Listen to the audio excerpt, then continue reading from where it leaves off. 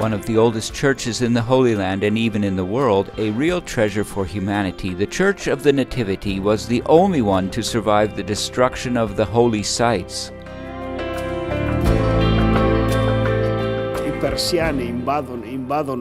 the year 614, the Persians invaded the Holy Land and destroyed all the churches with the exception of this one. When they saw the fresco of the three wise men wearing Persian clothes, they stopped. Later, in 1009, the Caliph Hakim continued to destroy all the churches, but when he arrived here, he came across a snake, got scared, and fled.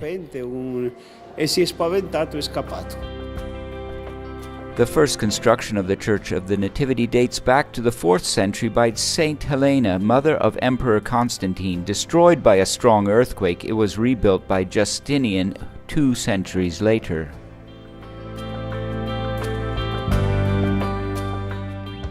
At the time of the Crusades between the 11th and the 12th centuries, the walls were enhanced with mosaics made of gold and mother of pearl. The front door was, on the other hand, made smaller to prevent the Turks from entering on horseback. The so-called Door of Humility also has a meaning of reverence for the holy place.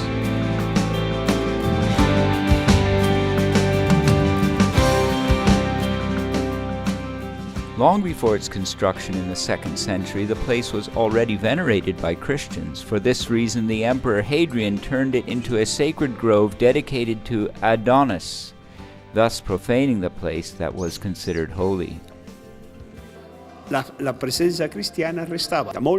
Christian presence continued. Long before Saint Helena built the church, Christians had venerated this place. The construction of the temple of Santa Helena was considered the demonstration of something that already existed.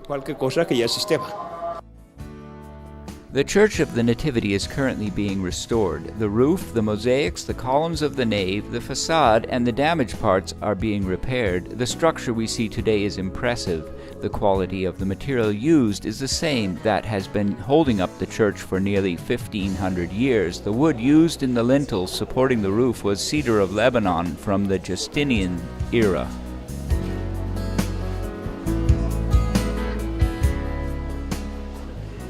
E poi uno si domanda, perché questa chiesa è stata in piedi? We wonder how this church lasted for more than 1,500 years, enduring even earthquakes that destroyed virtually all of Palestine. I wonder how this is possible. Maybe because it was designed and built in an incredible way? Yes, from the technological point of view, this church is a wonder. Dentro è una meraviglia tecnologica. In July 2016, the restorers discovered the mosaic of an angel that was hidden for centuries underneath the plaster.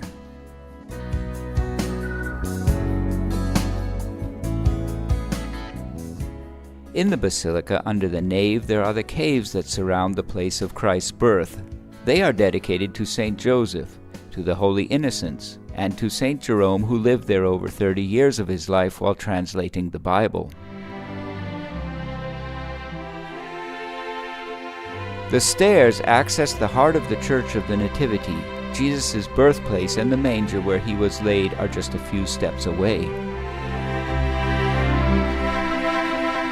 I believe that celebrating the mystery of the incarnation of God's Son is very important. He really became flesh here in the Holy Land. Here he was born and gave his life for us.